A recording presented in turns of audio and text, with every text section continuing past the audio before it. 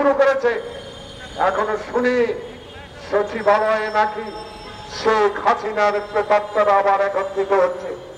আবার শুনতে পাই রিক্সাওয়ালার নামে ছাত্রলীগ যুবলীগ বাংলাদেশে আবারও এই সরকারের বিরুদ্ধে ষড়যন্ত্রে লিপ্ত রয়েছেন।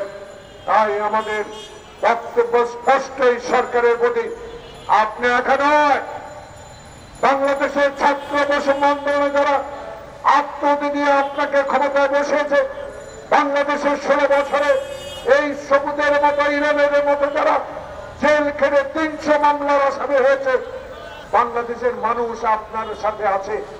ওই প্রেতাত্মারা সংখ্যায় খুবই কম, টাকার সংখ্যা তাদের বেশি, কিন্তু মানুষের সমর্থন তাদের নাই।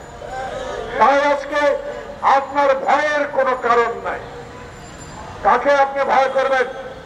আপনি ডক্টর ইউনূস আল্লাহকে ছাড়া ভয় করার কথা নয়, কারণ আপনার মতো ডক্টর ইউনূসকে 14 তলা পর্যন্ত পায়ে হেঁটে বিচারকের আদালতে যেতে হয়েছে, সেই কথাটুকু আপনাকে স্মরণ রাখতে হবে।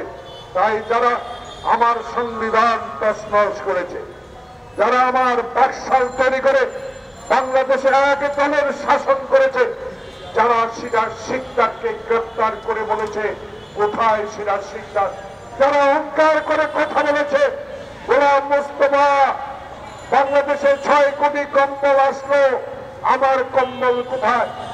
সেদিন বাংলাদেশের যেই করুণ অবস্থা শেখ মুজিব সৃষ্টি করেছিল, তার ইতিহাস আজকের এই তরুণ প্রজন্মকে জানতে হবে। কারণ এই তরুণ প্রজন্মই নেতৃত্ব দিবে বাংলাদেশে গণতান্ত্রিক শক্তিকে।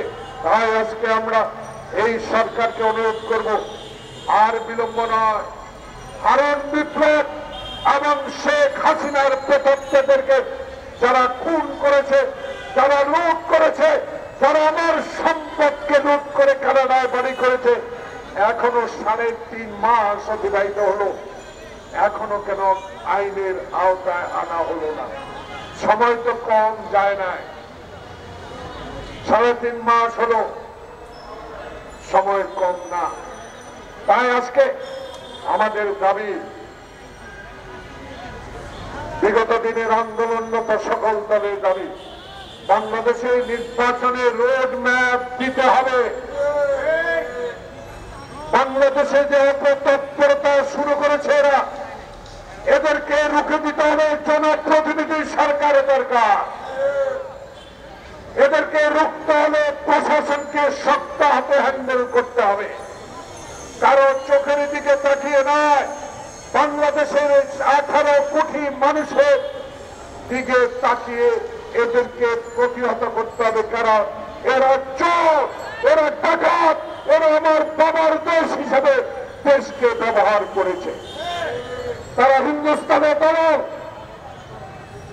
তারা ভারতের দলাল, তারা ভারত থেকে আমার অধিকার আদায় করতে পারে নাই, আমার পানি আনতে পারে না, যারা ফেলানির লাশের বিচার করতে পারে না, যারা বাংলাদেশের গণতন্ত্র প্রতিষ্ঠা আমাদেরকে সহযোগিতা করবে না, বরং শেখ হাসিনাকে ক্ষমতায় রেখে এই দেশটাকে অঙ্গরাজ্য বানাবার হীন প্রচেষ্টার বিরুদ্ধে রুখে দেওয়ার জন্য আমরা প্রস্তুত আছি, প্রস্তুত ইনশাআল্লাহ থাকবো। কেউ আমাদেরকে দমাতে পারবে না। প্রিয় বন্ধুগণ, আসুন আমরা সবাই ঐক্যবদ্ধভাবে থেকে সকল ষড়যন্ত্র প্রতিহত করি, বাংলাদেশের গণতন্ত্র উদ্ধার করি, বাংলাদেশে এমন একটা নির্বাচন দিই যেই নির্বাচন তিনি হবে, যেই নির্বাচনের মধ্যে দিয়ে বাংলাদেশের সত্যিকার অর্থে মানুষ ভোট দিয়ে নিজের প্রতিনিধি নির্বাচিত করতে পারবে।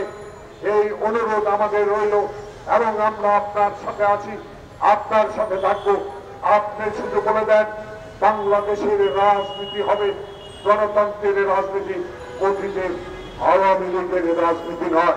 বাংলাদেশের রাজনীতি হবে সংবিধানের রাজনীতি, বাংলাদেশের রাজনীতি হবে গরিব মেহনতি মানুষের রাজনীতি, বাংলাদেশের রাজনীতি হবে ডিম চাল সবজি যেন আমাদের ক্ষমতার মধ্যে দিয়ে আমরা কিনতে পারি, এমন একটি সরকারের দরকার। সবাইকে ধন্যবাদ। আসসালামু আলাইকুম। কি রে